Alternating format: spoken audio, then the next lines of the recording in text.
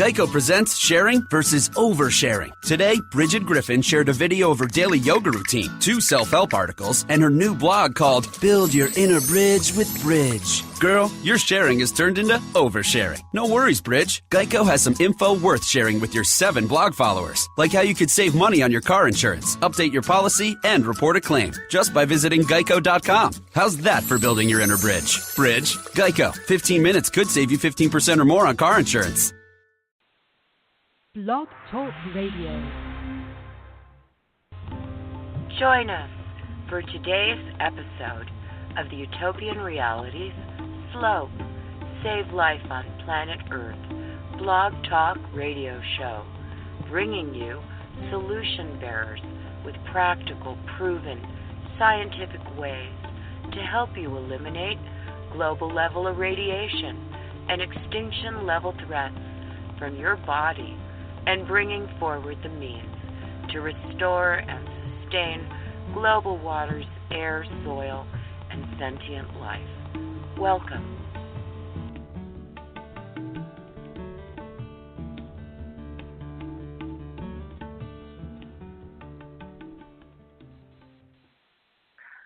Greetings, friends.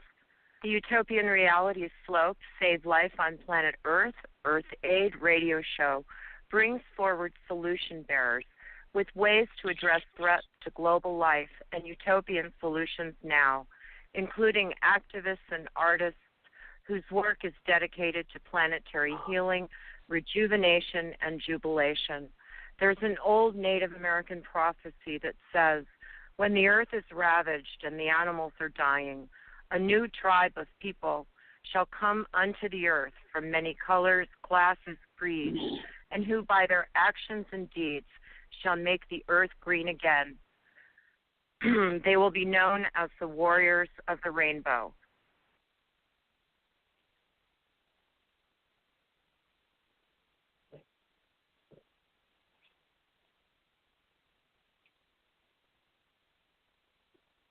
How are we doing? Hi, Garrick. Yes, do we have a good connection? Here. Yes, yes, we do. Listeners, our guest today is Garrick Beck, co-director of the Living Theater and original visionary of the Rainbow Family of Living Light. Garrick has said in the beginning, I viewed the gatherings as spiritual events where people from diverse backgrounds and cultures and geographies could come together and find the common things that make community and day-to-day life beautiful.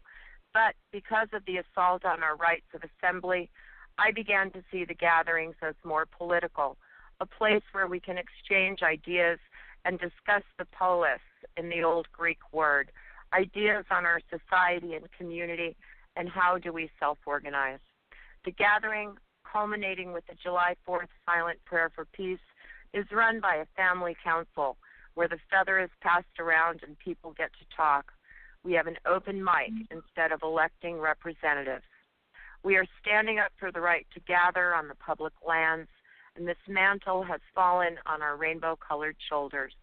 This is a political statement for the world in what Garrick calls spiritual anarchism as opposed to violent anarchism. We also welcome back today Djin Aquarian, a rainbow brother who teaches Aquarian Age Kabbalah and is the guitarist for the Source Family band Yahweh 13, pioneers of psychedelic music. Feel free to join the conversation by calling 845-277-9359 and feel free to join the live chat. Welcome, gentlemen. Thank you, Lisa. Okay. Good Hi, afternoon, Garrick. Lisa. That was Hi. a wonderful introduction. I think all those things you read about me are accurate. I think that's the idea. Yes. Well, Garrick, we come together here under the banner of Utopian Realities, from concept to planetary restoration, slope, save life on planet Earth, Earth Aid, bringing solutions to extinction-level threats, while holding to the promise and yearning for the healing of the Earth and home, heaven on Mother Earth. So, Garrick, would you please first tell listeners a little bit about yourself and your rainbow journey? Lisa, I was born into a radical political artistic family, and so I feel like I had a lot of these ideas handed to me on a silver platter. Not that it was silver, but I certainly had them handed to me from my early childhood. Ideas about human equality, ideas about everyone as a creative spirit, ideas about how people should be able to get along, ideas about the environment, and so forth. So I'm always amazed, as I look at the journey back over these decades, at those people who grew up in much more, to use an easy word, conservative families, and who found a way to explore new ideas, new realities, new solutions on their own, who maybe had great disagreements with their parents. Look at those great Bruce Springsteen songs about him arguing with his dad. Unbelievable. And I think that people have come from the 1950s and even the 60s and even the straight-laced 70s experience in America and have somehow grown into or come out of the cocoon of those times into this butterfly of a spread wings flying around the world and seeing the global community and seeing the global ecology and seeing the global even economy, because ultimately peace rests on a good economy, and good economy rests on equal justice, and equal justice rests on taking care of the earth. All of these pieces are like a patchwork or a tapestry that make a fabric, and it's so hard, Lisa, to be optimistic and encouraged when all we have to do is pick up the daily paper and see all the terrible things going on. How do we find hope in a world gone mad? Yes, and I know that for you and for all of us, the rainbow was born of a vision. Can you talk a little bit about how that manifested in your life and about holding to the vision?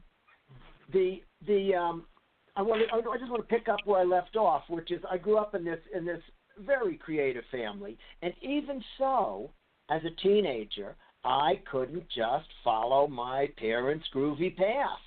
I had to kind of strike out on my own, look for things that were essentially the next generation, the next step. I moved out into the West Coast commune scene, into the West Coast activist scene, into the West Coast arts scene, away from my parents and their off-Broadway theater in New York.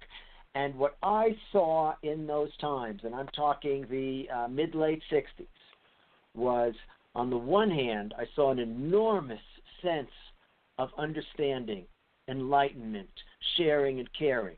And on the other hand, I saw this puzzle. How do we bring it all together? There's the yoga groups. Oh, every one of them excellent. There's the environmentalist groups, the very birth of Greenpeace and the rainforest networks. There were the food groups who were suddenly discovering you could grow foods without sprays. We said words like organic foods, and people looked at us like, what does that mean? These words weren't even in the vocabulary then. And there was new models of education, homeschooling, and multicultural education. It didn't exist. The education we were getting in those times was entirely the white man's conqueror world history. And no argument that's part of the history, but of course it's only a part of the history. So we were creating new schools, alternative universities, alternative institutes for teaching and learning and sharing. And a lot of us were looking at these different things and wondering, how do these threads weave themselves together? I was certainly looking for this. I could not figure it out. I could see it wasn't going to be the rock festivals. It certainly wasn't going to be the old-style peace groups. because all those old-style peace groups, God bless them, every one, they didn't want those hippies around. They didn't want those tie-dyed characters and those dreadlock characters in the anti-war, in the anti-nukes parades in the early days of that. This is a true story that's hardly been told. I was looking for something that could tie these threads together. And I went on a quest for that. I went to what I call the end of the world. I went out into the far reaches of the African desert. Literally, like they said in the old stories, seek the vision. And I'm out there looking in these canyons that are sand and rock and barren. And I've been told that long ago in the oral history of the people in the Atlas Mountains, this had once been green and lush, and the waters had flowed, and there were, sheep grazing and pastures and grapes growing. I'm looking out at these river valleys that are coming together that are entirely dried up, barren, sandy, maybe some lizards. That's about it. And a couple of crazy people like myself wandering there in the desert sun. And I, in a moment of just, I could call it my mind's eye, I could call it vision, I could call it an imagining, doesn't matter. In a moment, I just pictured the valleys growing green, and I could see these old people walking along, explaining to the young people that once these green valleys were actually barren deserts and desert canyons. And that's all I took with me. That's all I took with me. And I came back into civilization trying to figure out what could help. And we were facing things like Kent State. We were facing things like the peace demonstrations against the Vietnam War becoming increasingly violent because of frustration on the part of the protesters, frustration on the part of the police. Everybody more and more tense, more and more frustrated, and more and more anger, not unlike what we see today. And I know that I was looking for something that could help bring all the good examples of the counterculture, the burgeoning, sprouting, evolving counterculture together. And by that time, as your other guest, co-host Djin knows, we were beginning to live in little tribal clans. We were not going for specifically the nuclear family model. Not that we were against nuclear families or couples, but we were working in clans together, and the clans would try to buy an apple orchard, or the clans would try to set up a yoga center, or the clans would do some creative arts collective. And the clan that I was living with met up with another clan. We were living in Oregon, and we called ourselves the Temple Tribe. We had a craft store. We had a free store. We had a workshop where we were making the arts. We were selling in the crafts shop. And we met up with this tribe. The Temple Tribe met up with the Marble Mount Riders, and they had a collective up in the Skagit Valley of Marble Mount, Washington, and they came out to the Bellingham Arts Fair, and so did we, both to participate in this community arts fair. There were a lot of luminaries there. Gary Snyder, the great poet, was there. Kesey and the Pranksters were there. Other artists and writers and so forth, painters, were at this arts fair, and we were just worker bees. We were there helping set up the circus tent, helping carry the cables for the music parts of the show. We were just worker bees pitching in at kind of the bottom level of the staff as volunteers. And at one of the places where they were feeding the staff, kind of a free food place for the workers for the Bellingham Arts Fair, these two clans, we found ourselves in line next to each other. And we began talking. And one of the people, my good brother Barry Plunker, he was talking about this idea he had for this gathering. And I was sort of half listening. because everybody had ideas. Everybody had a plan to save the world. Everybody had a piece of the vision. And indeed, we did all have pieces of the vision. And then Barry began talking about, he was using a metaphor for this gathering. And he was saying, imagine there's two valleys that come together and they become one valley.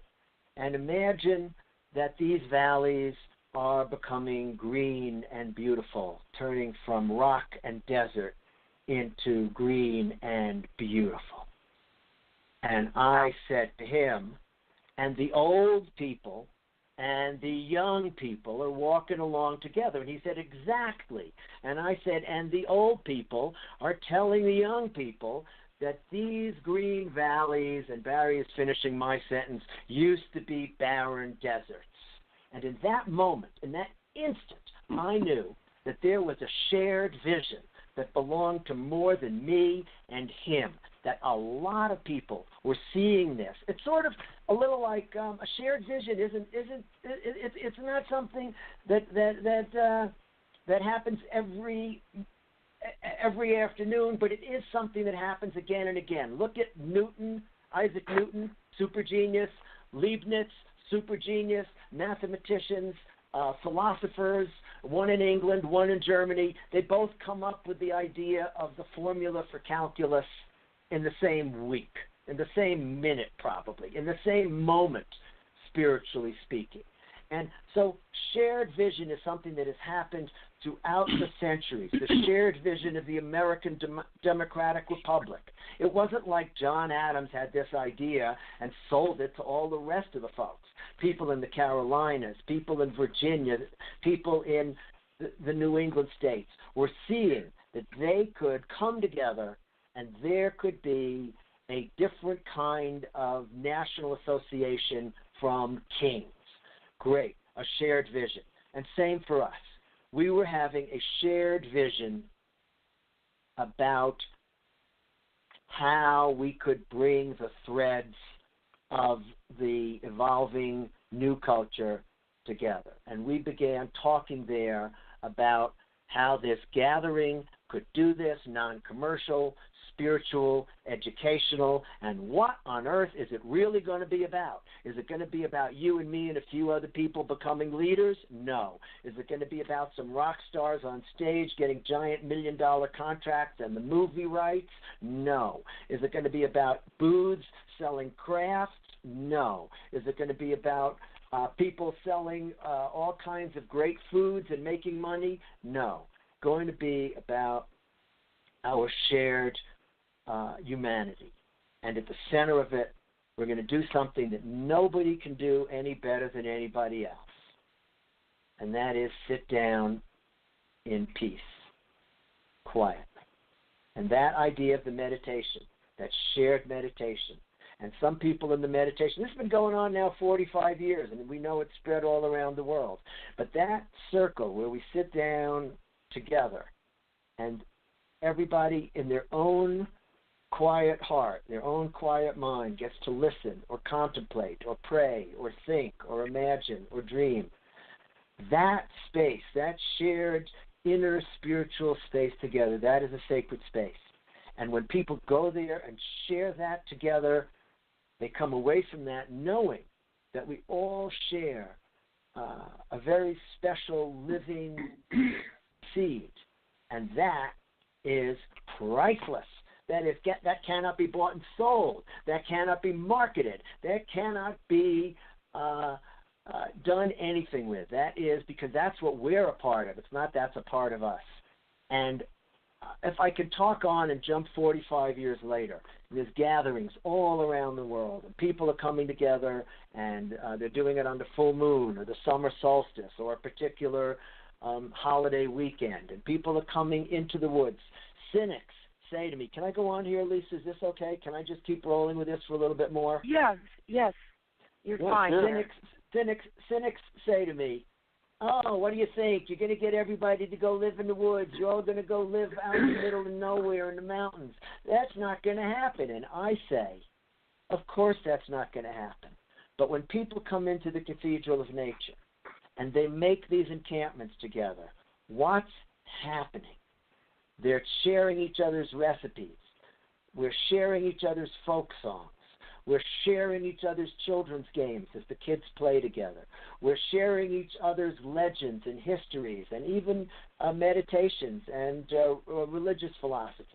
And that kind of sharing makes peace. That kind of sharing makes a difference. It's not like we're all going to go live in tents in the woods and that's going to bring peace on earth. But if enough people learn each other's culture, each other's ideas, each other's songs. And is that singing Kumbaya around the campfire? Well, you know, it sure is. And I say singing Kumbaya around the campfire is 144,000 times better than throwing drone-based grenades at each other. And I think we have to say, how do we make peace? I don't think the banks are going to bring it to us. The giant corporations aren't interested in it. The governments don't know how to do it.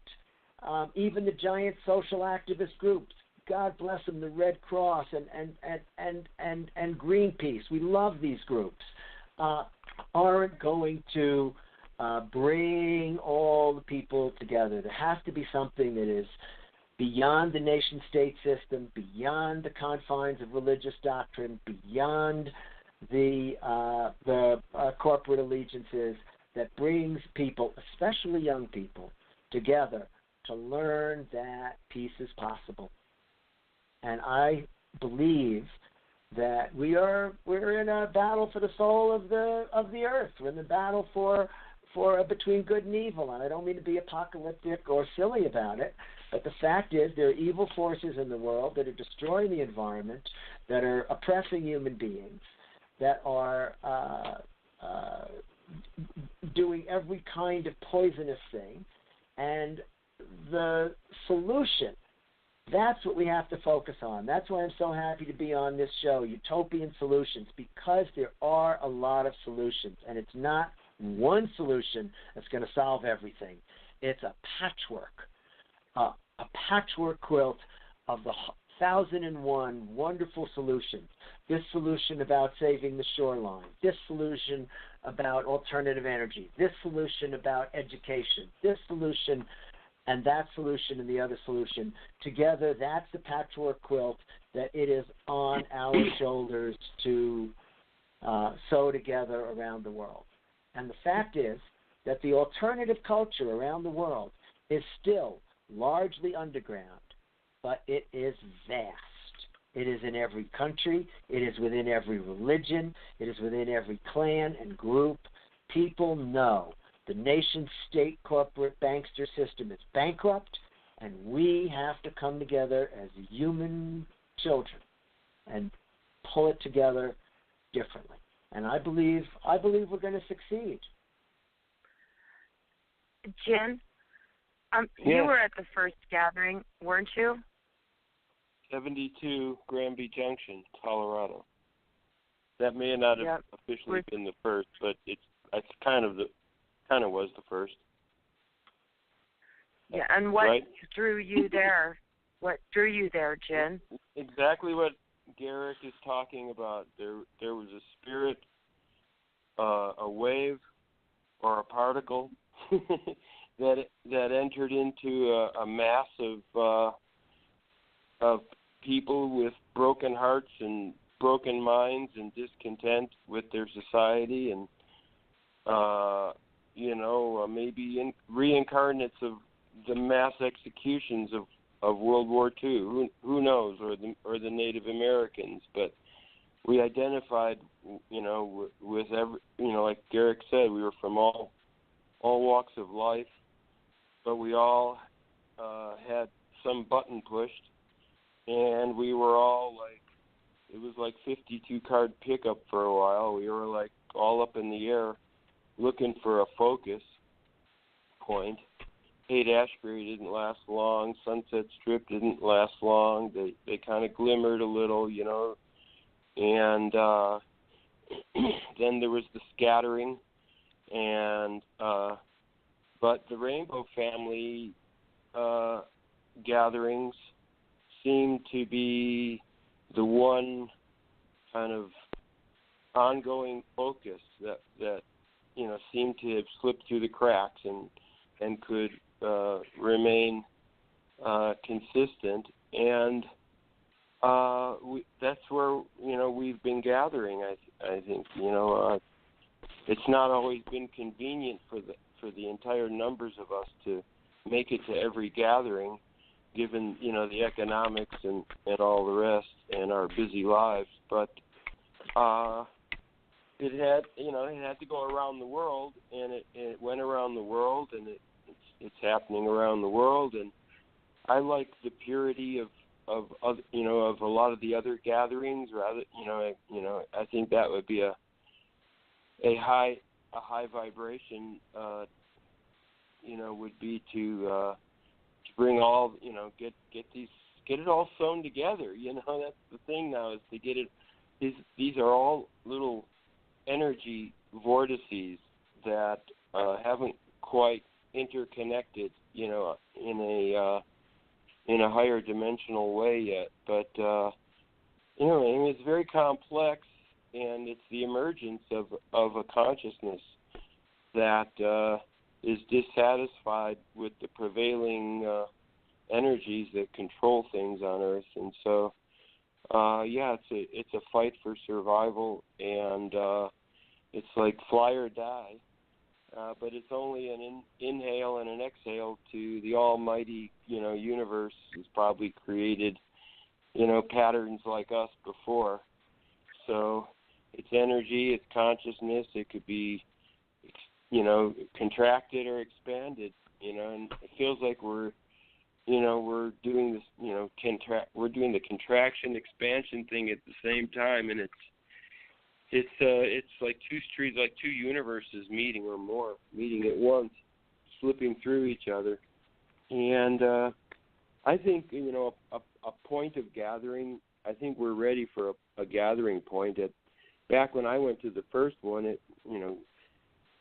that first gathering was a focal point, and it seemed like we were going to become a nation, like declare ourselves a nation within a nation, although we had nowhere to go after the 2-week period in the national forest to get, as a unit. But and maybe we didn't even know how we would keep it together, and even if we were a unit. But I think every great emergence, every birth, has it has fire, it has energy, it has spirit, it has sacrifice, it has submission. To have an army that's really coordinated, you kind of have to have a mutual vision and a plan to step together, for the feet to walk together, and build together. Yeah. So, although I'm not, I'm into revolving leadership. I like leadership, especially if I can trust people who I know whose hearts and minds are devoted.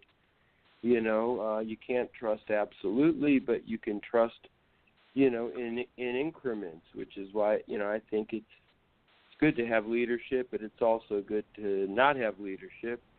But one essential thing is that you got to absolutely be on the same page with each other on the inner planes, to be able to trust each other on the outer planes, to have, the leadership that can go step 1, step 2, step 3, and that we all step together. Yeah. Sometimes, Jim, you got... Jim. Yeah, go ahead. Let me talk right to that. I think it's a really important point you're touching on here. And I think the difference, and this is very hard for people in the corporate, military, and hierarchical world to understand. The difference between leaders and leadership is vast. One is position, and the other is process. I learned that phrase about position and process last year from the Lakota people in the gathering in South Dakota.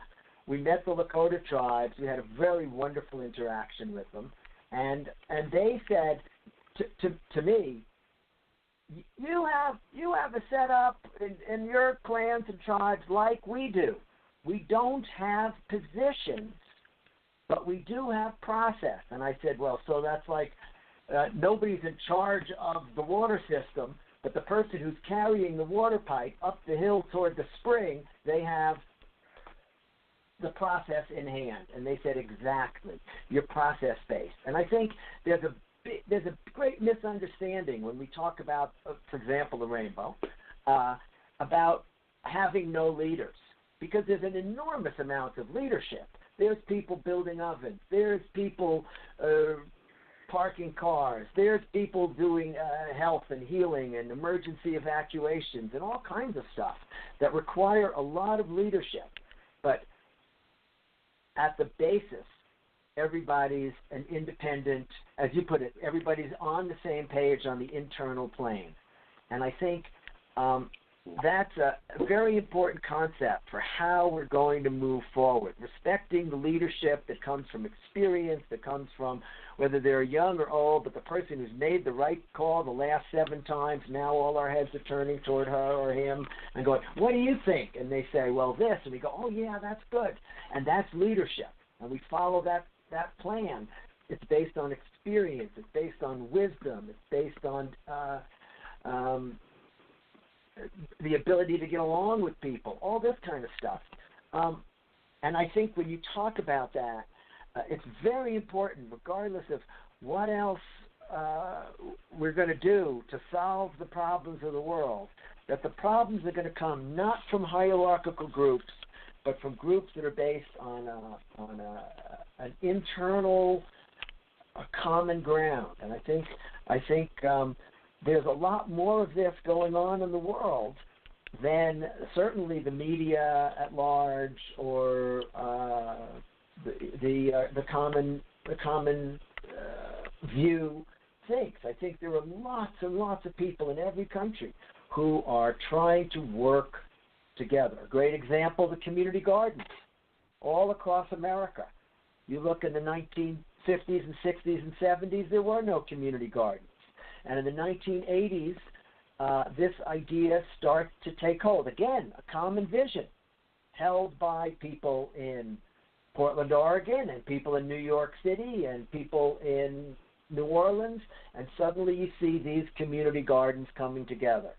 And who's in the community gardens? Well, where are the community gardens? Well, the community gardens are being built in places that are burned out parts of the cities. They're not being built in the ritzy places where every square inch is worth $1 million. They're built in the burned out parts of inner cities, and who's coming together?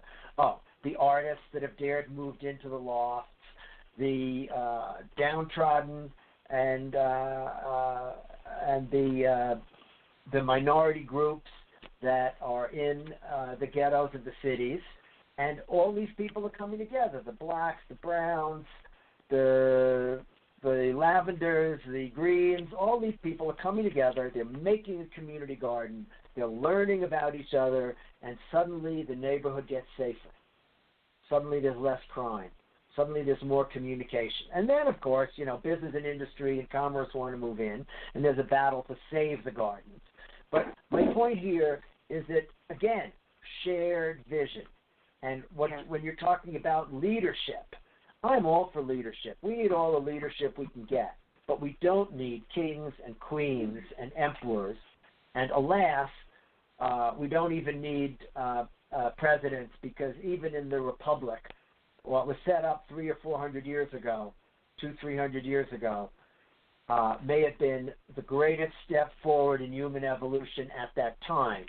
But right now, it is woefully corrupt, and I don't think it's going to save itself. I think the salvation and the solution, the utopian solution, has to come from the utopians, from the visionaries and the dreamers. The military industrialists have had their chance to save the world, and they can put a man on the moon and nuclear weapons in outer space, and they can't figure out how to put a peanut butter and jelly sandwich and a glass of water in the hand of every child on Earth. And it's not because they can't figure out how to do it. It's because they don't care to. And that's why that whole system has to go. It's the military-industrial concept, and the corporate bankster state fed everybody, took care of the Earth, gave everybody opportunity, was exploring the cosmos and feeding the world, I would march to their drum. But they're not. And they're not going to. Yes. Garrick and Djin, we have a caller, and I'm going to let this caller in and see if they have a question. And then we're going to take a break and come back and turn our attention to how living under the nuclear shadow that we're all dealing with is informing your lives and how you see us getting home from here. Let's see who's calling in. Now from the first Welcome. gathering in Granby. And, Hello. Always now. And Garrick, I remember, what was it, on Aurora Street at the little co-op, and strategies were being made, television appearances. In Boulder, Colorado, Boulder, before the first gathering. on Aurora Street, at that little co-op place. And Blue Sky was there, and Patterson, and Mitch, and Rob Roy, and anyhow, I've got the whole reason I went to the first gathering, quite honestly, I was in Venice, California, and I saw the sign. And you guys been through there, and the guy said, he said, you got to go to this. Well, anyhow, I read it. And what it said was on high noon, July 4th, we were all going to get together and own. And that was what brought me there. The rest of the stuff, I didn't need a place to sleep. I wasn't disenchanted. I mean, I was out of the military. I'd done my service. It wasn't like I had no opinion really whatsoever. Well, I was against it, but, I wasn't worried about it, unfortunately or fortunately. But anyhow, going there was the whole purpose. And the only problem with the whole thing, and Garrick, it wasn't anybody's fault or whatever, but half or whatever, a good percentage, went up to Table Mountain, and it was a spiritual pilgrimage, and it was more or less like, and the only reason I didn't go, quite honestly, is I had injured my foot carrying some guy out in a stretcher that fell off a tree trying to get to the gathering. They took him away in the helicopter. I don't know if you remember that. But anyhow, I do. It was a beautiful gathering, and everything was great, and I think that what we need to do is focus, as far as reviving or rebirth of the rainbow, is to focus more on the purpose, and I think so many people have come for the wrong reasons. It's like a big party. Well, to a certain extent, it's great to hear from you. I know you for many, many, many, many years, and we've been in and out of each other's lives. Let me talk about two things here. First is, I think that the big emptiness, the big spiritual void, the big blank slate of eternity that's at the center of the meditation, that's what we're really coming to stand in awe of. And that's what really brings us together. But surrounding that, you got to have places for food, places for garbage, places for warmth, and as a result, we learn community. And I think that's very, very important. And so it's a place where people learn how to be peaceful with each other. To me, still, the best part of the gathering is that silence on the 4th of July. I have to say, last year, South Dakota, in this meadow, you could have heard a pin drop. Wow. It was so quiet. Couple thousand people in the meadow, small gathering. And we kept that silence until that kids' parade came in, singing and banging tambourines, and it was beautiful. It was joyful. I want to talk about one other thing, Djin. And now, I want to talk about this thing Djin brought up before about leadership and how it relates to the first gathering and some of this history we're talking about. Lisa, I want to get on to the nuclear part of this discussion, but I really want to cover this because I think it's really... We have all the time. You go right ahead. I think it's really important because people have come to me for years and years and said, oh, yes, you're one of the founders of the rainbow. You're one of the founders of the rainbow. And who are the founders? And the story is so lost in mythology. I heard all about all these legends, and I've seen all these legends in print and so forth. And I've been contemplating this for a long time about okay, was this very small group that met at that Bellingham Arts Festival, was that group the founders, was this or not? But what I've come to conclude is this. Every one of the 25 or 30,000 people who came to the Colorado Rainbow Gathering, those are the founders. Because those people had no previous history to go on. Those people only, they saw a flyer or they heard somebody at a cafe or some friend said something to them and they said, you know what, I've seen that also. Now, yes, there were a few people who got Garrick, piled let me into just their interject. pickup. Listen, because yes. when I got interviewed on TV in 72, and I said, the reason I went is because this was not a concert, this was not a convention, this was not a peace march, this was people getting together, living with each other, and that was it. There was no attraction, and there was no big name or some motivation, but just to gather with one another for world peace, the ultimate goal that we all should be striving for. It's so simple that it gets to me that I think that's why we need to globalize it even more and maybe even standardize it. And, July 4th, maybe we could get everybody at high noon to start oming for peace. Take 5 minutes, or just meditating for peace. Here's an example. Last year, less than a year ago, right now, at the summer equinox, the June 21st equinox, there was a gathering in Tajikistan. And who's at this gathering? About 1,300 people. Who's there? People from Chechnya, people from Donetsk, people from Ukraine, people from Romania, people from Israel, Amsterdam, Germany, Poland, Russia, all these, Iran, Iraq, Turkey, the Kurds, the Shia, the Sunni. You look at that 1,300-person group, and they're all sharing and caring for each other. And I say sometimes all you can do is make a good example, because all these other people's nations are busy attacking each other. And yet here they are, kids from these nations whose parents and uncles and aunts are just furious at each other. Here they are laughing and playing with each other's children. Now, I don't know how if you can show me something that's better toward making peace, I am 100% for it. And this doesn't have to be the only thing. One of the reasons why the rainbow survived, like you were saying, Djin, how it seemed to have fallen through the cracks when everything got scattered in the 70s, that was the art of the 60s get scattered and so repressed. One of the reasons is that it does belong to everybody. And it doesn't belong to Sony Pictures, or it doesn't belong to Bank of America, or it doesn't belong to the United States, or it doesn't belong to me or you or some other board of directors. Yeah. And I think that's why it's managed to survive, is because people make it their own and share it with others. And I think that's like an invisible network. And I think it's real. And yes, I think that's what scares people. That's pure communism. Basically, to each of us, we can contribute to each of us by their needs, and everybody's taken care of. Nobody sits there and says, well, you can't eat this because you didn't work hard enough. Who cares? You feed everybody. It's like a sharing, and that's where people should come with the idea of giving rather than taking.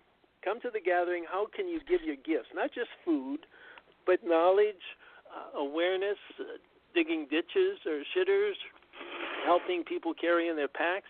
I mean, that's a sharing feeling, and that's what we want people to be doing, is to be giving, not what in 1976. Yeah. Pardon me? I'm just jumping sideways here. If okay. Go ahead. In 1976, a group of people came in to make a video about the gathering, and VCRs were really new. 1976, this was a new toy. Yeah, this was a rare thing. Not everybody had a little digicamera. This was a big, unusual deal. And what these artists decided to do was to power this with solar panels.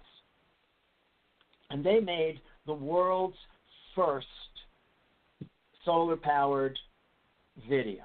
And that was the first time a lot of people even saw a solar panel. 1976. In 1977. Say again? Is it on YouTube? How do in can we see it? Okay. In 1977, for the very first time, we really began source separation of garbage: metal, glass, plastic, compost, burnables, lost and found, and free to give away. And New Mexico, we did I was that there for the first time, and we color coded that. And people say, "Oh, you rainbows, you're a bunch of primitives. You're out there, kicking sand in the dust and living in lean-tos and throwing logs on the fire." But at the same time, that's one of the first public applications of solar power, and that is certainly in the Western world, I believe, the first 10,000-person village, 10,000-person town to source separate its garbage. Now there isn't a city in America or practically in the Western world that isn't source separating its trash. I don't need credit for having been to the event or... We don't need credit. We need everybody to recycle. We don't need credit for having done this early solar artistic event. We need everybody to start using solar.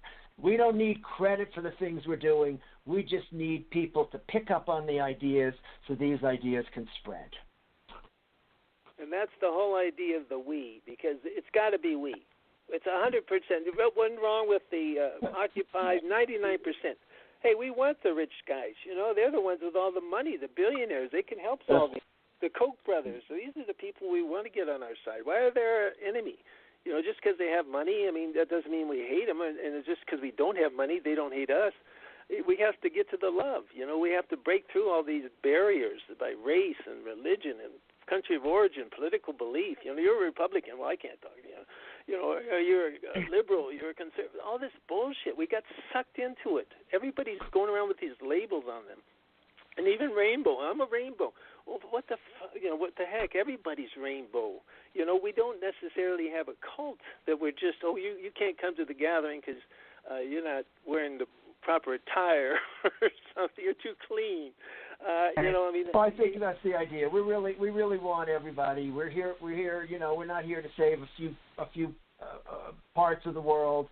We're here for the whole of humanity. Exactly. We're trying to inspire change, and I don't care whether it comes from the top or the bottom or the middle. I think we have a better chance of convincing the young than we do of convincing the old. But I'm for talking to everybody. I'm for bringing everybody on board. I know perfectly well that a lot of the people that are involved in the worst shenanigans in Wall Street got swept in there because of the culture they grew up in. I know that, I'm for working with everybody, the worst dictators, the worst people in the world. I'm not for killing any of them. As far as I'm concerned, I'm here for everybody, and that's how we really have to look at it. And that's what we're trying to do. At the same time, we face disasters where the dike has sprung a leak, and we've got our finger in it, but the cracks are in the wall, and what are we going to do? And I think that some of the terrible things that are going on in this world, I feel like I'm an existentialist.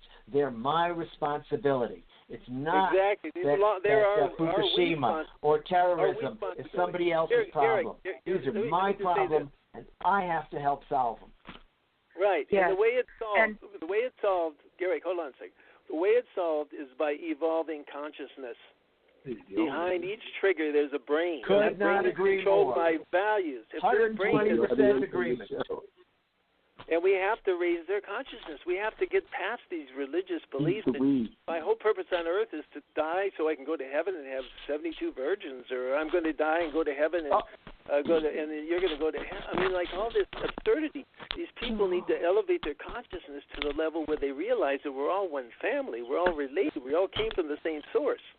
God is everyone. It's not some mysterious being out there. Ultimately, raising awareness, raising consciousness and awareness and understanding and education toward that, and immersive experiences that lead people to see that for themselves, this is the primary solution. But just like at the gathering, you've got the center is the meditation, which is totally quiet. But surrounding it, you've got food, water, shelter, energy, education, transportation, etc. And I think that in each one of these things, there are real solutions. There are energy solutions. There are food solutions. There are water solutions. There are education solutions. There are transportation solutions. And a lot of the counterculture is working on all those. And I think, again, we don't need to be commended for it. We just need the ideas to take hold and grow and evolve and expand. Well, the whole Lisa, solution, where else do you want us to go here? I want us to, we're going to take a break for a moment and listen to a song called Top of the Mountain from Djin and Yahweh 13. And then we'll be back and we're going to turn our attention to the extinction level threats that we're facing and how we're going to move forward to bring a utopian reality. So if everyone will hold on, we'll be back to talk more with Garrick Beck at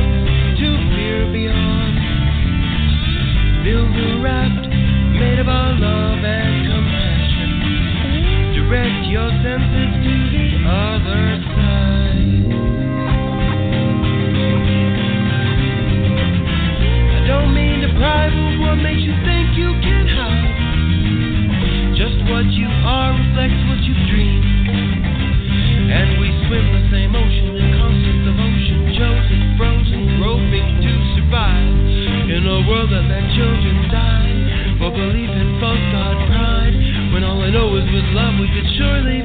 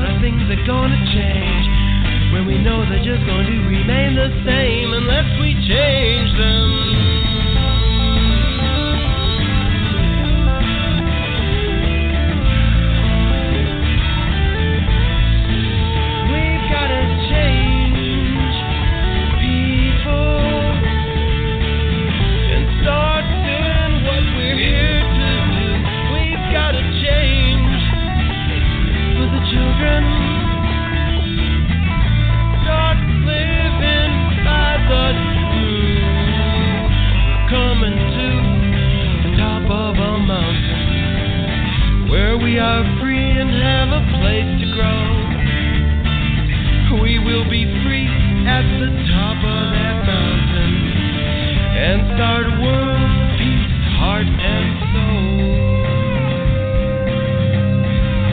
Heart and soul. Yeah. Heart and soul.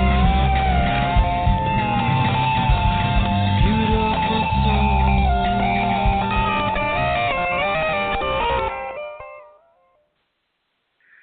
Welcome back to the Utopian Reality Float Save Life on Planet Earth show, where our guests are Garrick Beck and co-host Djin Aquarian, and we have Rainbow Brother Wee with us as well. And really, Garrick, you asked what I want to focus on. You know, my total focus right now is on the extinction level threats that we're facing thanks to nuclear waste and other environmental toxins, and knowing that the gathering is coming, and that we need to raise awareness, and we need to ensure that we are informing the people and coming together to bring solutions for people's personal lives, and also to come together to see to it that the solutions, science, technology, spiritual solutions that can ensure that we have a future are brought to bear. So I guess my question to you, Garrick, is how is the nuclear shadow that we're living under presently informing your life, and how do you see us getting home from here? That's a great a difficult question, because the nuclear threat is the real biggie. It's the biggest threat. And in the 1950s, we had the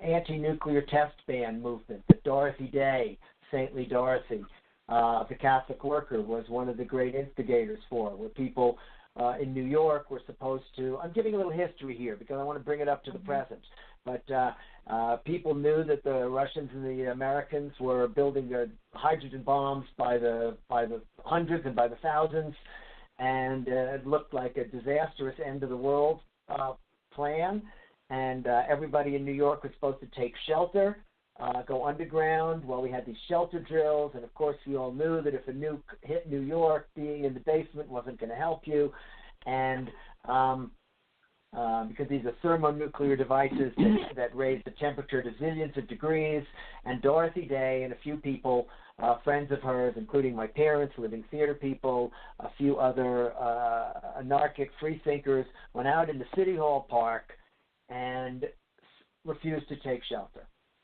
And those were some of the first anti-nuclear demonstrations in the world. I mean, the nukes had only been in existence 10 years, at least, since the end of World War II.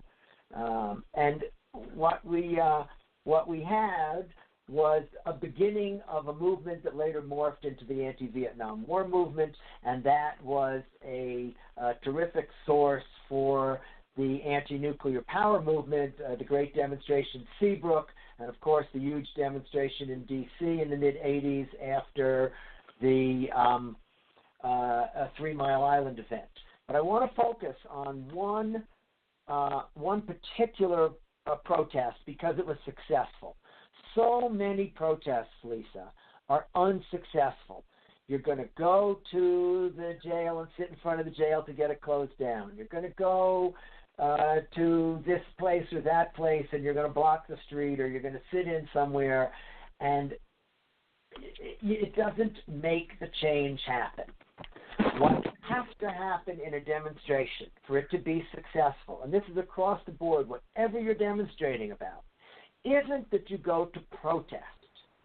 It's that you demonstrate a problem and a solution. And by the fact that you demonstrate these, the larger public that has the power to make the change makes the change. And in Oregon, there was a nuclear power plant called the Trojan Nuclear Power Plant about 35 miles outside of Portland. And we began protesting there. We formed a group called the Trojan Decommissioning Alliance. We had a number of different demonstrations. It's too long a history to tell all of it. But the two key things are, one, it is the only operating nuclear power plant in the Western world to have been operating and then shut down and successfully dismantled. And the reason that this happened, in part, was it had some design flaws that were similar to the design flaws at Chernobyl. And we built a populist-based anti-nuclear movement, so there was a large group of people already protesting the nuclear reactor so close to Portland. And then when Chernobyl blew its lid, the Trojan Decommissioning Alliance was able to demonstrate through puppetry and plays and all kinds of demonstrations and all kinds of theater, was able to demonstrate to the larger Oregon public that this posed the same disaster level that Chernobyl posed, and the only way to save Portland was to close it down before the disaster happened. Now, that's an example of one tiny success in a worldwide nuclear power evolution that has not had a lot of successes. And I'm pointing to that not because I have a clear answer about the leakage of Fukushima into the water, but because I know that the answer is going to do with demonstrating the problem to a large enough group of the middle of the road public. And right. How we demonstrate that to the larger group, how the radicals, how the visionaries, how the progressives demonstrate that to a much bigger population group, that is not just a question, that's the solution. And when we figure out how do we demonstrate this, and I think if I have any clues, Lisa and Djin, it's that it has to do with the water. Because the water is sort of the essential currency of the world. I mean, Mao said political power comes out of the barrel of the gun, but I say political power comes out of the water faucet. You put the water faucet at the top of the hill, everyone will go there to fill their buckets. Whoever controls the drinking water, the irrigation water, that's your real controlling force in society. And look at Flint, Michigan. That's a terrible but great example. And I think that the politics of the 100 years ahead of us on Earth are going to focus more and more and more around water. Let me give you another example. It's an awful example because it hasn't really succeeded, but it did succeed in some part. Some good guy environmentalist groups were working on the water in the Golan Heights that was disputed between Israel and Syria. I mean, this is the most volatile place on earth, this whole area, right? And for what it's worth, I don't think this made peace or solved the problem. But these good gal progressive groups from both the Syrian side and the Israeli side made a water treaty about the water in the Golan Heights. That was one of those places that people were predicting World War III was going to start over. You know, they said that's the spot where World War III is going to flame up. And who knows what will or won't. But what I do know is that it cooled out a lot of the stress between Syria and Israel because they weren't fighting over not the politics of the Golan Heights, but the water. Yeah. And I think emphasizing somehow the issue of the ocean water being polluted, the issue of the destruction of sea life from nuclear leakage is a huge, huge clue about what the solution is going to contain. Yeah. Garrick and Djin, we have a caller with a very odd phone number, 111111111, and this caller has been trying to get in, and so I'm going to let them in and see if they have a question or something to contribute to this conversation. Welcome. Yes, I have a question for the Rainbow Guru. What is Rainbow Family doing? The Guru, the Peacemaker, the God Caller, the Shot Caller. What are you doing about the radical Islamic Muslim terrorism, ISIS, war on gays in America and in 11 countries? As a gay person, I can be hung. What is Rainbow Family doing about that? And why is the Rainbow Family, who's already in Vermont, stealing dogs from a humane society?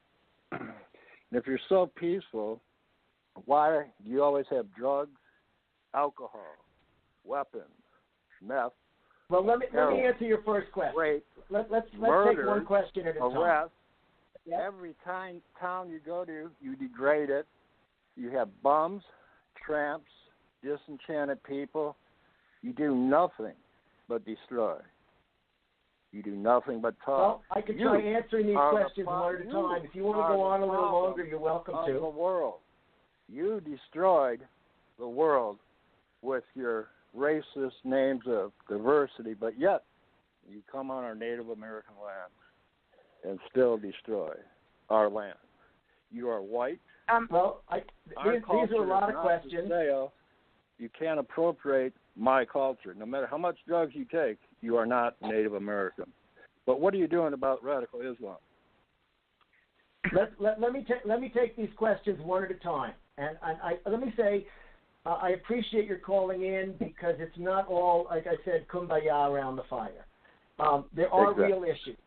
The first issue you brought up was the gay hatred issue. And I would say this, that in the counterculture in the 60s, in the 1960s in this country, there was a kind of undercurrent of we're all supposed to mate with each other and not have any gay relations. And I would say in the early 1970s, the Rainbow people came out very strongly in favor of appreciation of all of our equal rights, gays, lesbians, transgenders included. And there were famous councils that we had where people argued all kinds of stupid stuff. And what prevailed was the attitude that all people are created equal, and whatever your sexuality is, that is your unique, independent right, and we support it. So that's number one. Number two, what we're doing about radical Islam and Islamic terrorism, in a sense, on the one hand, we're rooting against it and we're thinking all the thoughts we can against it because that's all an individual can do. On the other hand, in terms of the rainbow, there is a very strong underground rainbow movement in Iran, in Iraq, in Syria, in Turkey, and these movements are absolutely against the terror and the torture and the insanity and the violence. And these movements are tremendously encrypted. War zone.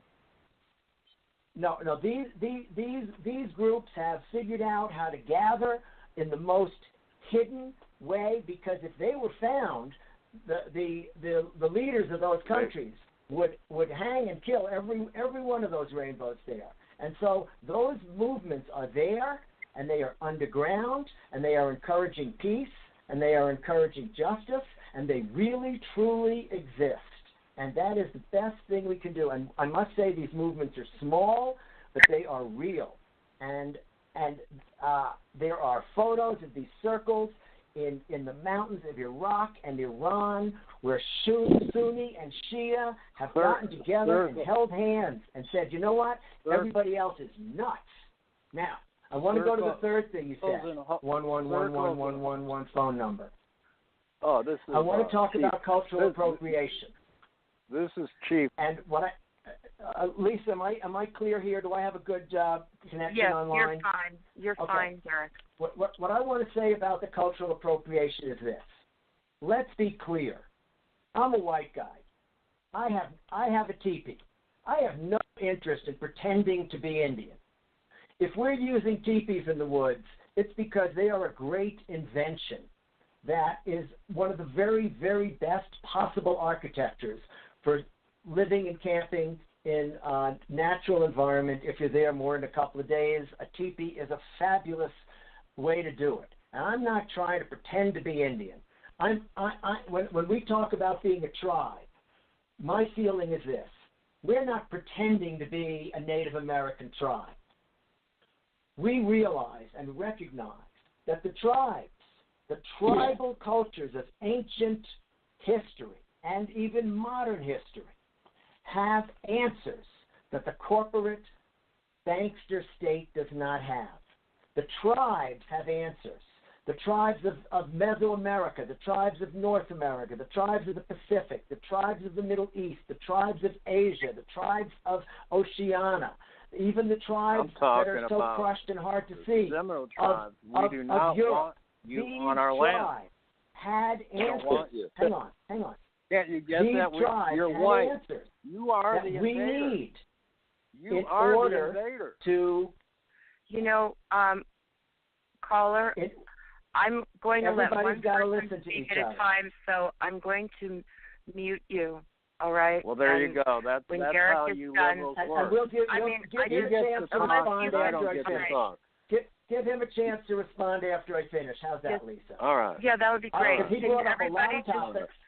He brought up a lot of topics, and I'm just going to answer them, and then he can respond. I don't have a problem with that. That's fine. So you brought up the cultural appropriation, and I have to say that tribal wisdom is essential for the survival of humanity. It's that simple. And if we rainbow kids, we disenfranchised youth of America, who are now I'm in my 60s, but we disenfranchised people who are not part of the corporate state. If we use this tribal wisdom, methods of counseling, methods of healing, herbs, and even meditations and practices, if we use these, it's to the benefit of the whole culture of the world, because as I said before, the bankster corporate governmental system is not going to fix things. And some of the solutions that we have are found in the tribal wisdom that has been so lost and pushed aside by modern America and the Western culture. Now, I want to talk about the things you brought up about rainbow kids having problems. Boy, oh boy, do we have problems. Every culture has problems. We are an open society, and we get people who are violent, we get people who are drug addicts, we get people who are perverts, we get people who are crazy, we get people who are mean, cruel, and greedy. We get it all because we said our door is open to the four directions. Our door is open to all people. And I have to say there are thousands, tens of thousands, maybe even hundreds of thousands of people who've come into these gatherings as drunks, as drug addicts, as people with every kind of problem, and who have learned the sharing, caring way. Have we cured every one of them? No. Have we solved everybody's problems? No. But have we made progress? Have we moved forward? Have we helped people? Yes. And do we know processes that help these people? Do we know about de-addiction? Yes. Do we know about healing? Yes. Do we know about teaching peace to the violent? Yes. And have we actually brought people out of the pit of all this stuff? Absolutely. Have we brought everybody out of the pit of it? No. Look around, of course not. Every society has its drunks, its problems, its violent people. And every society has to deal with it. We've learned to deal with these without a punitive justice system. We've learned to deal with these without hanging and murdering the offenders. Or we've learned to deal with these without jailing people. We have jailed people. We have jailed violent offenders and worked with the cops. Yes, of course we have. and we have had violence against us and violence within the camp. The question isn't whether we have these things, because we have such an open door to everybody. You don't even have to pay admission to get in. Anybody can come in. And yet, we have a culture that is healing and sharing and teaching and loving. And I think I answered a number of the things you brought up. And I would say this, that so far I believe we have a very good relation with the Abenaki and the Native Americans up there.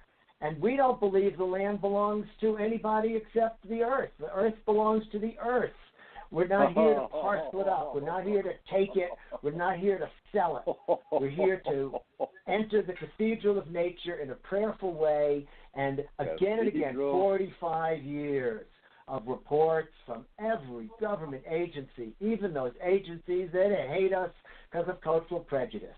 45 years of reports, and every single gathering site cleaned up, left beautiful, more trash taken out than was there. We come into places, there's trash that's been left for 50 years. We pull it out of there. We do a beautiful rehab job. Look at any of the Forest Service reports. That's the truth. Lisa, if you want to let this gentleman critique what I've just said, great. I don't have a problem. Yes, he's on. Go ahead, sir, please. But Mr. Beck, you know that's all nonsense. This is Chief Timmy Time of the Seminole Nation. We have been on the earth for thousands of years. You say 45 years on some of those lands that you invade. We have been there for thousands of years. Our tradition. All true. You've been there way longer than us, Chief. Way longer. Absolutely true. You're a grandfather tribe. We're like a grandchild. We're like a little baby tribe. We need all the help we can get. Country. You're very young. You invaded us. We don't want your drugs, your pagans, your tattoos, your crimes that you bring to every community. You deplete the local communities of food. The violence goes up. There's already been a dog that was stolen, taken back to the gathering. What were they going to do? Eat it? Listen, you are a leftist, disenchanted, progressive, utopian. Even your leader, Barry Plunker, says it's okay to have pedophiles at the gathering as long as there's somebody with that's not true. No, that's completely not true. I got the videos on that. Don't tell me it's not true. It's true. He says that pedophiles are allowed in as long as they're a social justice warrior next to the pedo. No, that's just sick. Your hatred. Well, let me tell you this. Let me tell you this. We have successfully steered the predator community away from us, because we have, on occasion after occasion, when people have come in and tried to prey on our children, we have caught these people and we have jailed them long term, working with law enforcement. Well, and that's the fact. And what you're talking about, let me be very specific about what you're talking about with Barry's statement. Let me be very specific. People have come into the gathering who have had previous sexual, what do they call it, sex offender offenses. Registered. And they have served their time and paid their dues to society according to the so-called justice system. They come into the gathering. What are we supposed to do? We're on public land. We can't tie them up. We have nothing to arrest them for because they paid their crime. Maybe they have other crimes. You might want to call their parole These people come into. As far as I know, most sexual predators aren't allowed. Listen, one of us talk at a time. Children. Let me finish this, and then I'll be quiet. They're registered for life. Listen to me. I know these people have long-term problems, but when they come in, we do not have the legal right to kill them, tie them up, or kick them out. We don't have that right. We're on public land. You can't kick somebody off a public street. So what do we do about it? The answer is, when we identify somebody like this, we walk them with the Shanti Sena, which is the peacekeeper, our own internal peace police, if you will, and we walk them and watch them and take care of them, and in the sense of keeping our eye on them 24/7. There's nothing else legally we can do. If we grab them and take them someplace, it is kidnapping. We're not lawfully allowed to do that. And you know that. You call the local sheriff department and have them removed. Not your commissar. There are cases when we have done this, but there are cases when the local sheriff has said to us, hey, what's the crime? Show me the crime. We said, well, he did this thing 3 years ago, and he served 3 years in jail. The sheriff says, well, what's the crime? I can't arrest him if there's no current plaintiff for a crime. And we're stuck with this problem. This is I understand the problem, but for you to say it's okay for us to say it's okay to walk and let people in and run around who are predators, heck no. All we can do is protect our community. Barry Clunkers. All right, that's a different issue. I'm not watching the tape right now, but the point is this. It's an awful world we live in, and we have to try to find solutions. If I had every solution, Cheek, I would wave my magic wand and put them in place. But all I can do is move towards them, and I got to tell you, the Native American people that we have interacted with over the 45 years have taught us so much, have given us incredible insight, wisdom, you mean like in Mount whether it's Shasta in technical things. Year? In Mount Shasta, where they ran you out of the woods? That was that was a particularly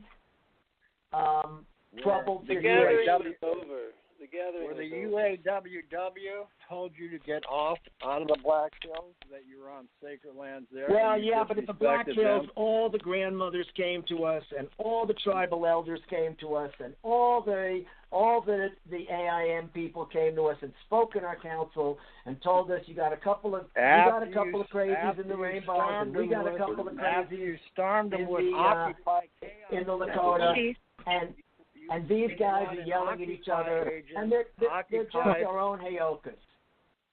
They're just our own Heyokas, and societies are going to have these kind of things. Chief, we have another caller coming in. I'm going to let that person in, and then I want to remind us all. And I love you, Garrick, Beck, and this is Chief Timmy time, but clean up the act with all the drugs, alcohol, okay? Well, thank you. We're doing everything we can. God bless you, brother. God bless you. I love you. Man. Love you. Love. Thank you for participating. Okay, I'm going to let this new caller in and see who's joining us.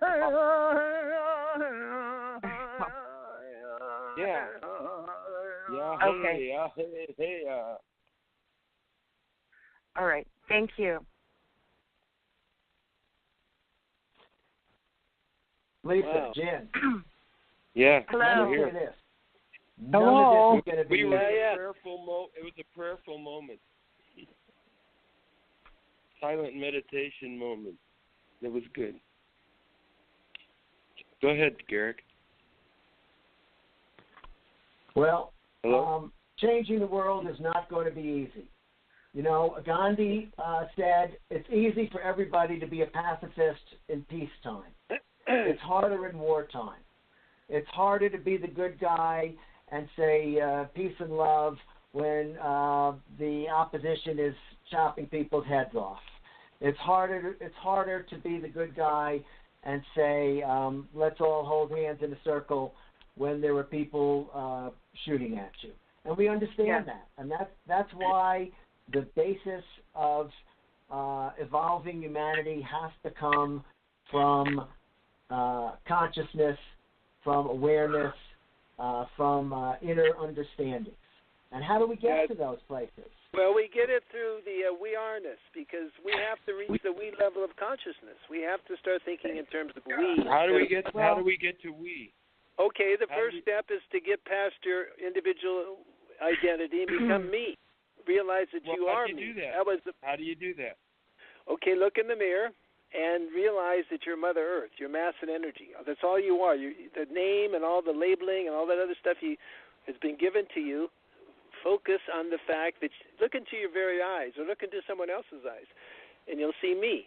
And once we realize that everyone is me, the reflection of me is we, because you have to respect everyone. You're not going to go around shooting me or killing me or beating me up or hitting me, because once the me realization, it's not just yourself, it's everyone around you. We're all me. That's like at a rainbow gathering. Everyone there is a good teaching. That's a and good we're all lesson. we. Yeah, we have to teach people to love we. We love we instead of I love you. We get rid of you. But, the concept of you is archaic. It's been used for so long. That's why we call it the used car sales. The us, the U.S., and them. Always us, you guys against them. The communists, the terrorists, the Nazis, the Japanese, the Germans. I mean, you name it. There's already somebody against us. They're always out to get us. And that's what the fear that's based on. And then we have to realize that fear can be eliminated with the we solution. Evolving into a state of consciousness when you realize the we all level of consciousness, when everyone around at the same morning wakes up and realizes that the reality that we create, we're all related, we're all part of the family. And once we have this realization, I like this as a meditation. This is a really good meditation. One of the puzzles that we face is how do we bring people into a place where they can do things like look in that mirror or contemplate the common humanity, what you call the we-ness of us all. And one of the puzzles to me is how do we do this? And I think, that old phrase, I think it's from Shakespeare, all's fair in love and war. And what I have been trying to do in my own fishing expedition has been to go after the young, to root for the young. This is why I work with the children's gardening. This is why I work with the Children's Museum. This is why I work with young people and encourage young people to come into the mountains. I encourage old people too. But I think we need to reach out to young people.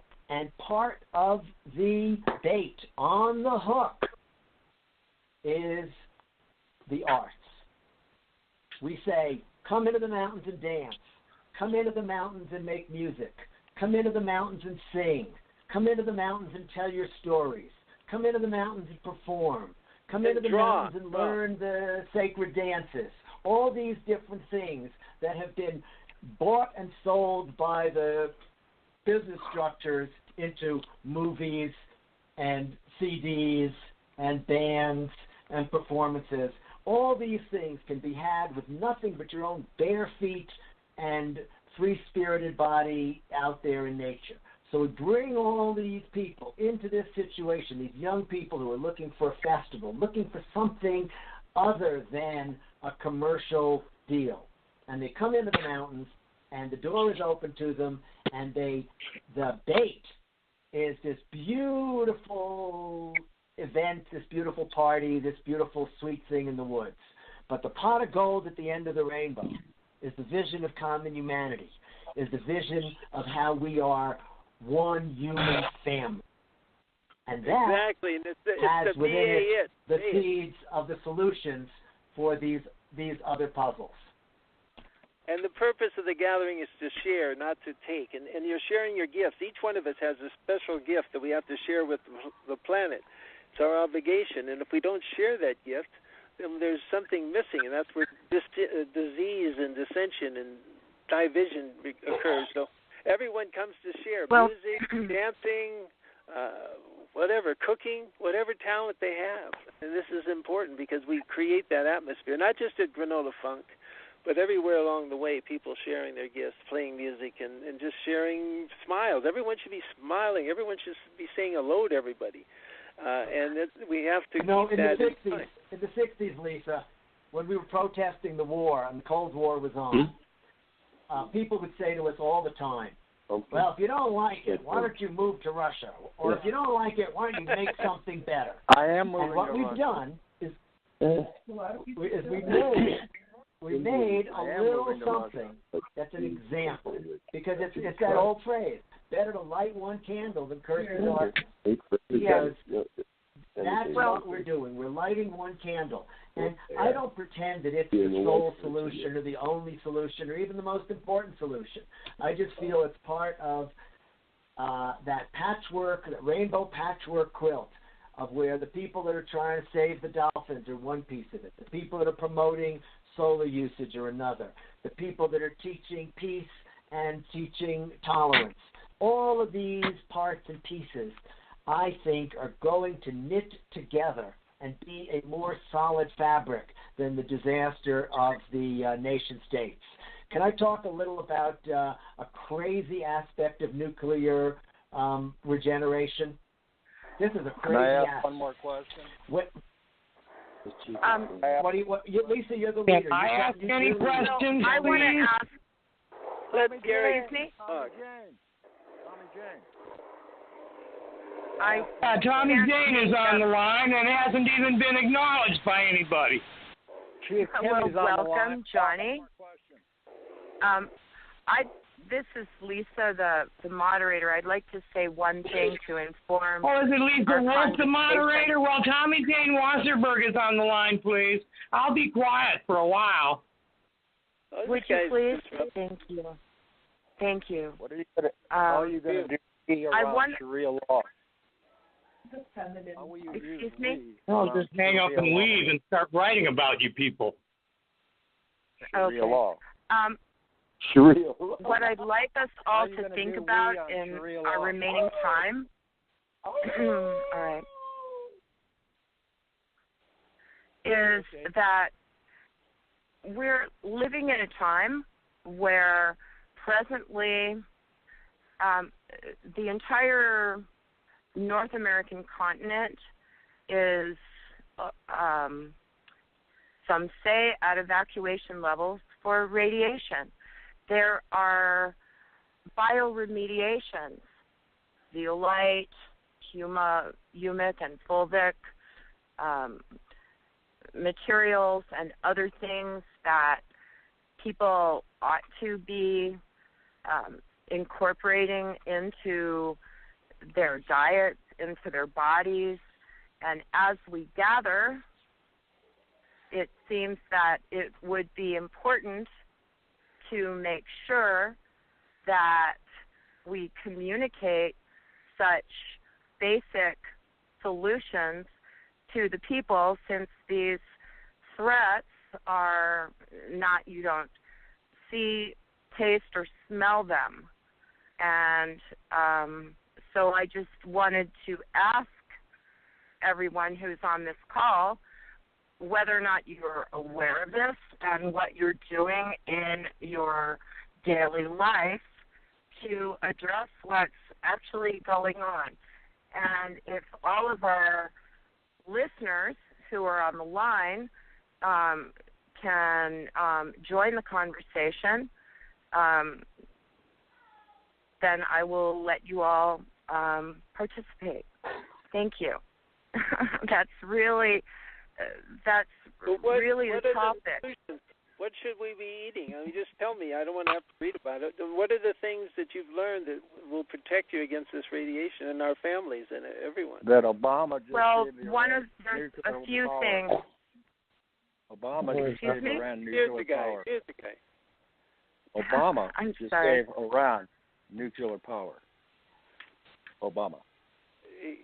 Obama is what, Chief?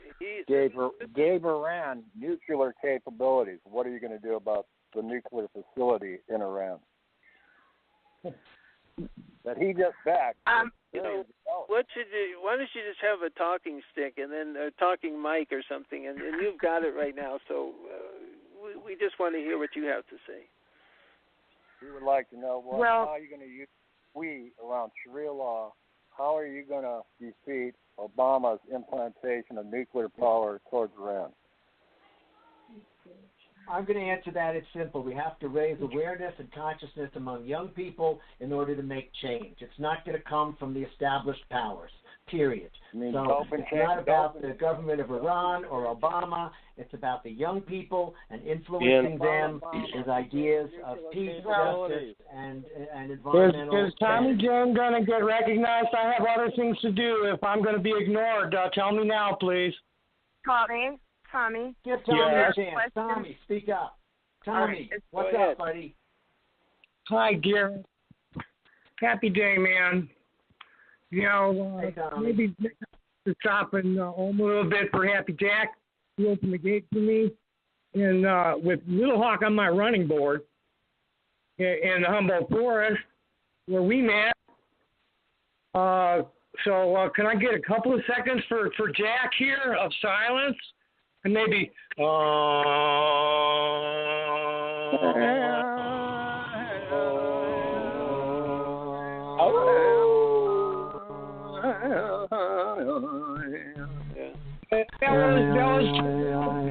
Brothers and sisters, enough noise. It's my turn. Now, I keep my mouth shut most of the time and let everybody else run their mouths. And then when I open my mouth, I get jumped because, she's just crazy. Yes, ma'am. Come on, Tommy Jane. We're listening. Yes. Thank you, Garrick. You always have interesting things to say. Go ahead. Well, because I have to keep my mouth shut until it's time to talk. 27 years, there's been a lot of changes in the family.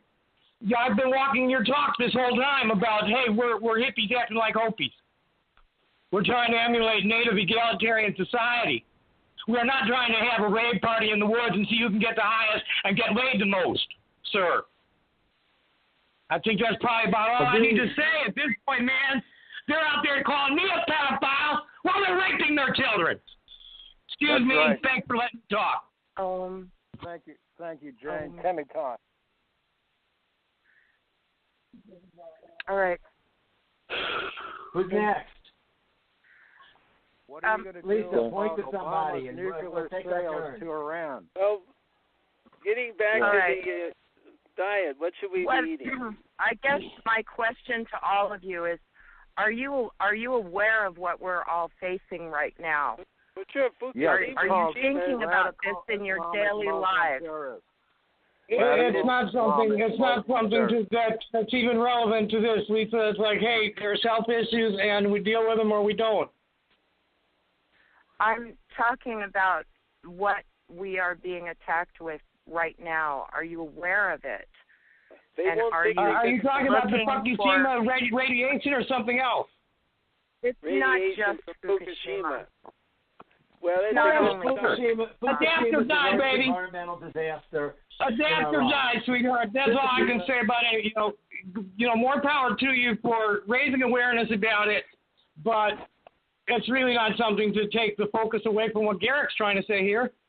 Exactly. Well, Garrick is a good guest, actually, and the focus of Utopian Reality Slope is coming forward with solutions to the extinction level threats that we're facing. Exactly. So, hey, well, mutate or die. Anybody who wants to buy some property for a bug-out place in Douglas, Arizona, get with me in Bodhisattva, because that's the plan. I'm building community here in Tucson as long as everything's cool, and we're bugging out to Douglas if it goes sour. Next. All right. Good going, Tom. You always have something interesting to say. If we just hang in there enough, we hear it. Fukushima. Let's talk about Fukushima for a moment. It's the worst environmental disaster in our lifetimes. And, it hasn't been solved. And for example, one of the callers here is talking about the Iran nuclear plants and all this, and we know that every nuclear plant is a problem. Every single one of them is a problem. Every single one of them is a disaster waiting to happen. But Fukushima is leaking as we speak. It is the problem that is oozing into the entire environment. It has the potential to poison almost the entire ocean life and send us into a tailspin of environmental disaster that has not happened since the giant asteroid knocked out the dinosaurs. So, I say, A, what do we do? B, it has to be awareness. I say Obama declares war on Japan and goes over there and cleans it up. Because the reason they're not cleaning it up because it costs too much money. Can you believe that? The shareholders won't pay for it. This is the world here. This is killing the world. The love of the money is the root of all evil, and you know who said that. Not a Japanese thing. I could not agree more. In the ancient times, I'll tell a little story here. And this is a terrible story. In ancient times, when the Romans conquered a province, they sowed salt into the soil. And that meant that things couldn't grow there. So people had to leave their lands and go where the Romans herded them. In modern times, when nuclear ash lands on the soil, like I did outside of Chernobyl, what do we do about it? And the answer is the nettle growing leafy green vegetables remove heavy metals from the soil. Lettuce, for example, has iron in it, and kale even more so. Kale's the best of them, at least of the plants that we know about. These plants reach their roots into the soil, and they pull out iron. Okay, but they can't tell the difference between iron and radioactive cadmium, and between the radioactive uranium and plutonium isotopes. They'll pull those up into them. So you grow kale, and you pull up the kale, and then you have to let it decay in a place where the rest of the stuff that's in it, the heavy metals, don't get into the air. And this is not the solution I want. This is a solution that is, 50 or 100 years from now, when the entire Earth is destroyed and a few humans come out of wherever they've been saved and start planting kale on the Earth in order to remove the plutonium pollution that has leaked into the soil. This is a horror story, and I think we have to tell stories like this, kind of, to make the case as to why we have to work on Fukushima now.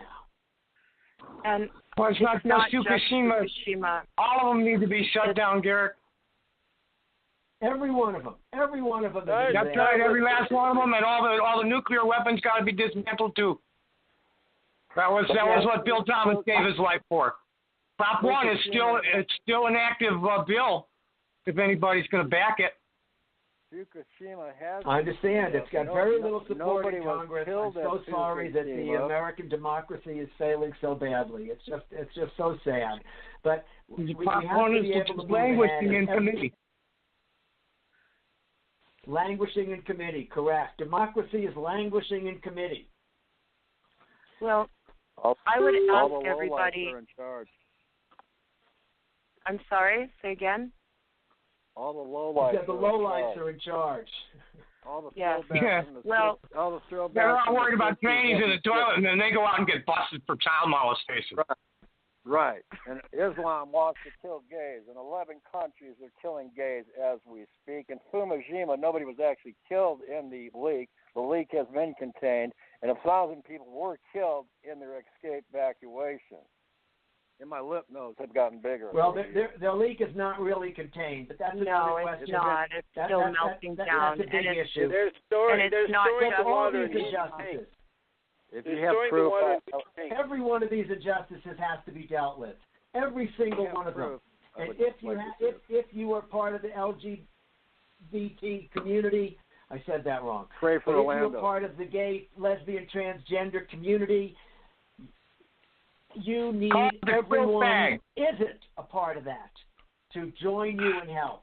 If you are an environmentalist, you need the gay community to join you and help.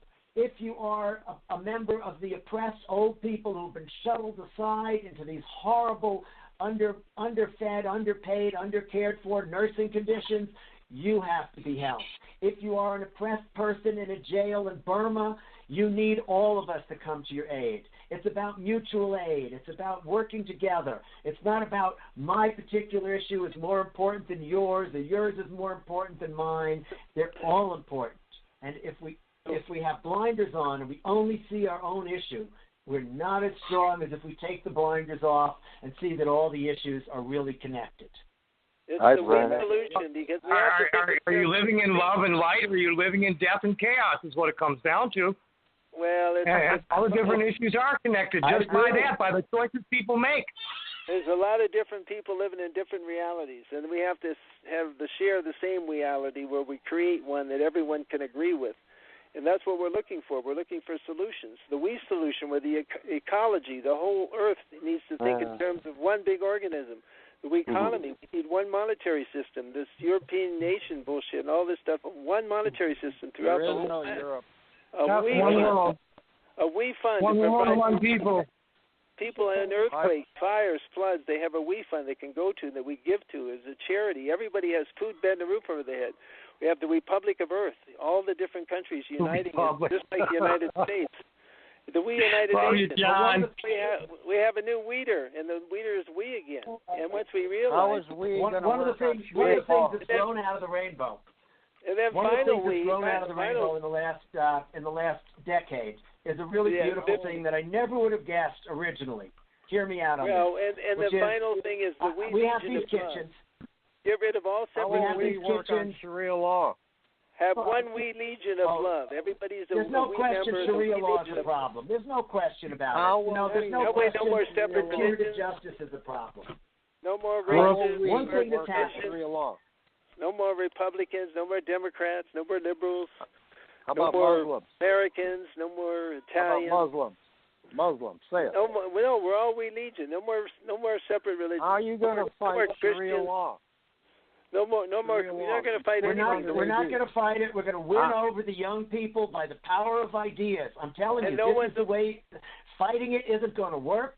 What's going to work is winning over the young people with the understanding of global identity, of global peace, of global justice. We have to root for the young people. We have to reach out for them. We have to teach them. And that's the only real solution is going to be education of the young. It's not going to come from fighting them and bombing them. That is not going to work because it hasn't worked. Here's the perfect example. The globalists are destroying the world.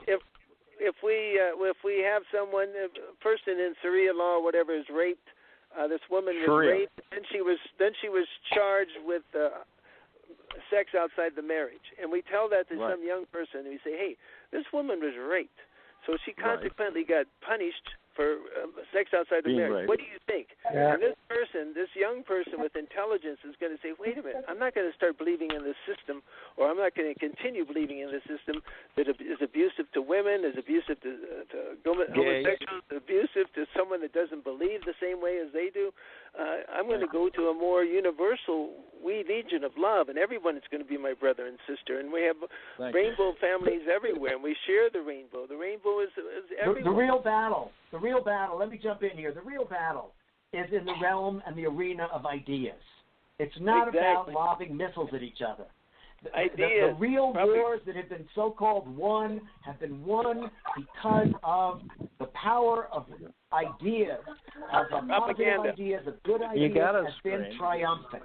And that's what we've got. That's the flag we've got to wave, not a banner of bomb the enemy. It has to be love the enemy and teach and teach and teach. One of them. And I say the way to teach is to go toward the young people who aren't already invested in the power structure. I want to tell a story here. I want to talk about this odd thing that happened out of the rainbow, which is when Katrina happened, when the Katrina flood happened. A group of Rainbow Kitchens got together and said, you know what, we have the ability to go down in there into that totally disasterized area and set up a relief station. And we got in there and we set up this huge kitchen and fed thousands of people, and these people had their homes and their lives totally destroyed. Some of them were swimming out of the swamp when they came to us, and we fed them, we clothed them, we gave them comfort. And before we knew it, they were helping the next refugees who were themselves days later coming out of where they'd been swept away to.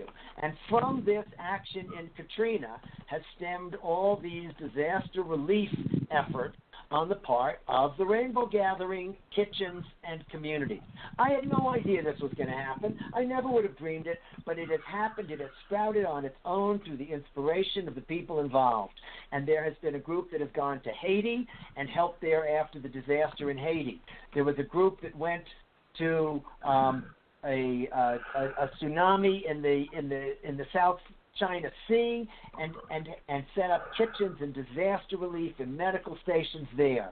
And I think that we're going to see out of young people's ideas new things sprouting, things we never dreamed of that are going to help this poor world. And I think it's about people using our powers to help each other. Absolutely. Sharing and caring. Share, it's better to give than receive. And that's the gift of sharing. And also at this point, we need people to receive too. Also at this point, it's about finding out what the solutions are that exist, for example, in terms of bioremediation. And also we have scientists who are part of SLOPE, who have technology that's been suppressed that will ameliorate the radiation. And so I asked my rainbow family, I asked the community to support, to listen, to join with us so that the 99% can see that these solutions are brought to bear, because some of us have the impression that the 1% has decided that the rest of us are superfluous. And that would be I Hollywood. don't think that we feel that way. And there are solutions. That would be the 99%. Well, some of it is going to be technological. Some of it is going to be methods of ways to sweep through the water and collect the nucleoid particles. Some of it will be methods of eating better food. Some of it will be methods of purifying the air. Some of it will be methods of strengthening our immune systems. Some of it will be methods of strengthening our physical bodies. But all of this depends on essential utopian solutions that revolve around awareness and consciousness. Absolutely. And one of the people who's leading actually in the call for combining our consciousness in a positive way is a gentleman named Greg Braden. Are you familiar with Greg Braden? Yeah. And I mean, the concept is and we have this situation at gatherings with, the silent circles where, and we're not the only ones saying this, but it really is effective that we have to visualize a healed earth. We have to visualize the future that we want to live in. When we at gatherings say, welcome home, home stands for heaven on Mother Earth. We're all standing up for each other and for this blessed planet. And the power of our united consciousness, despite what we see, is the hope of the future. But also these bioremediation things are very important. Myself right now, I'm taking a form of zeolite every day, and I had heavy metal poisoning from doing too much colloidal silver a number of years ago to try and kill an infection. And my friends are saying, wow, the bluish tinge to your skin is going away since I've been doing this zeolite because it's dropping heavy metals. So the zeolite is a unique mineral crystal that bonds with a lot of metals very, very easily. It's an interesting mineral. See, there are mineralogical solutions like this. How do you take it? Mother Earth has solutions. Excuse me? How is it prepared?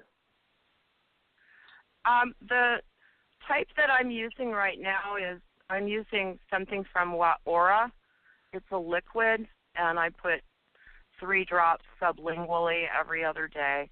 There are a number of others, and if you, a good place to find solutions is a place called Rapt Awareness, R-A-P-T Awareness, that Kim Robertson.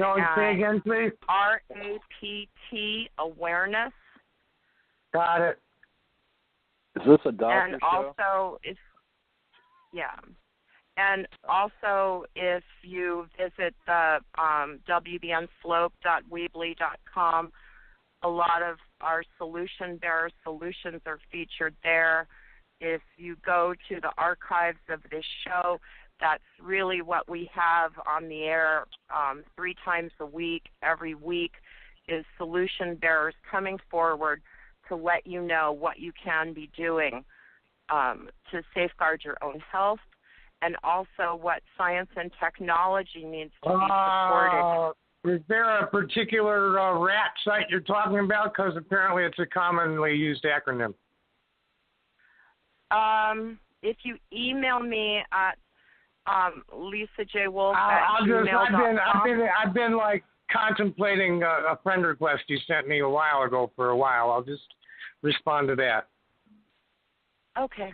Lisa, Lisa, Yes. I have a question. This Can is I Garrick ask a here. question, Lisa? Yes. Can I ask a question? I hear another question in the back.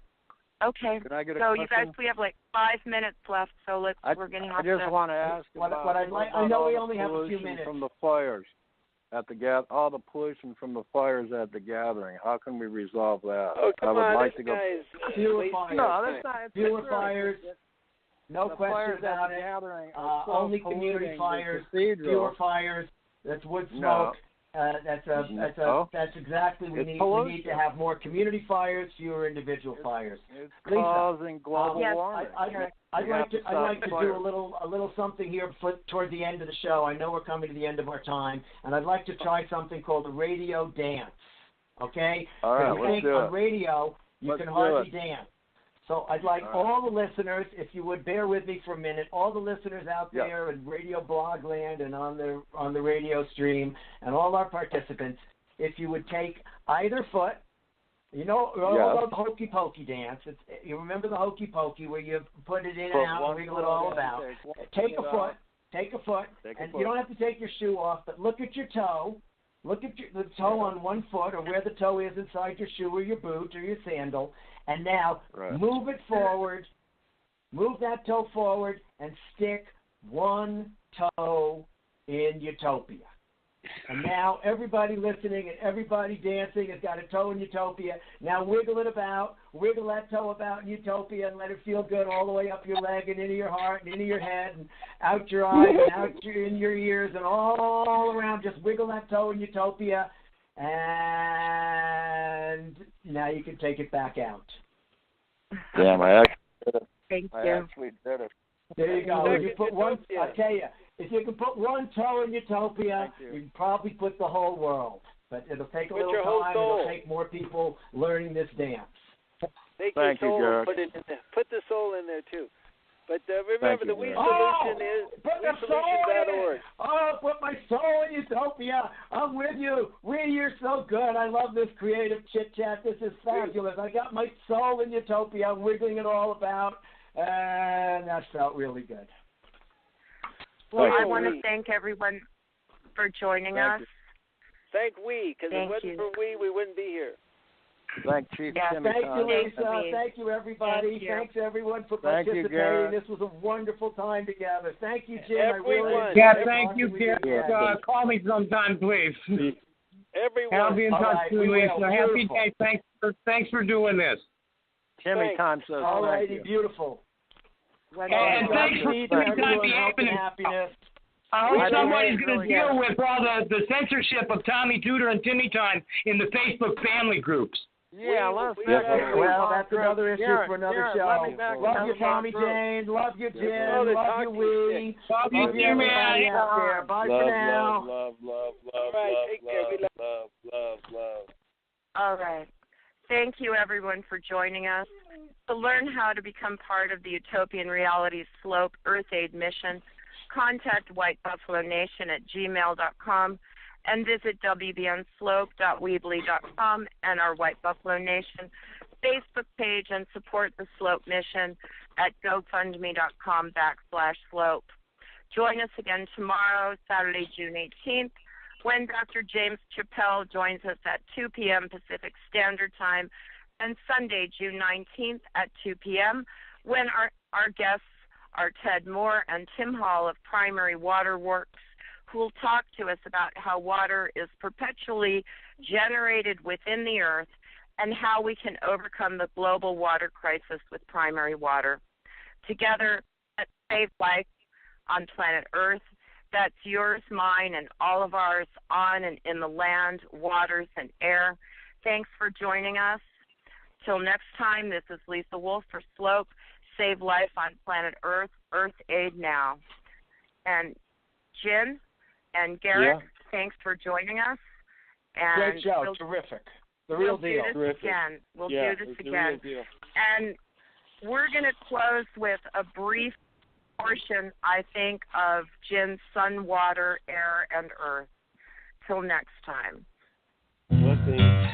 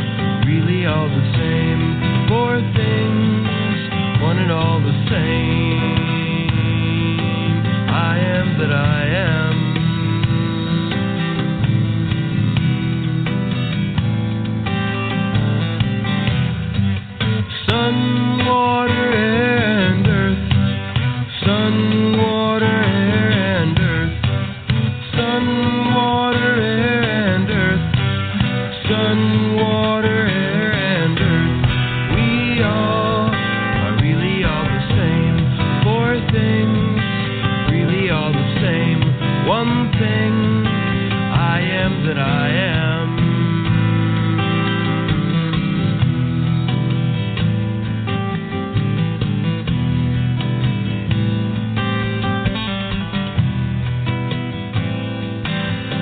There's a heart within us all.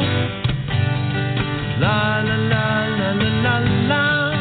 There's a heart within us all. It's the balance of it all. There's an angel of the sun, giving life to everyone.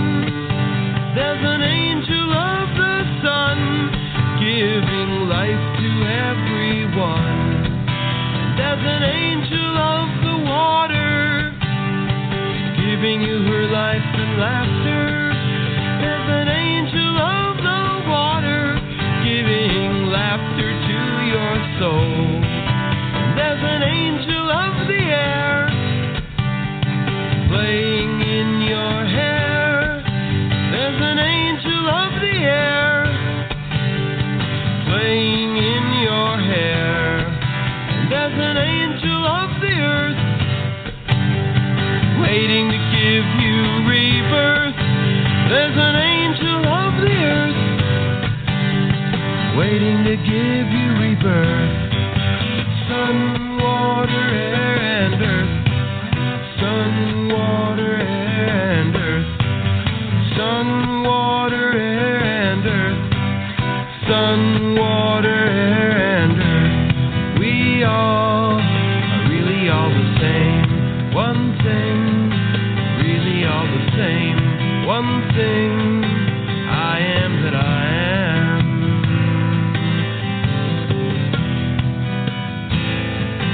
In His holy name.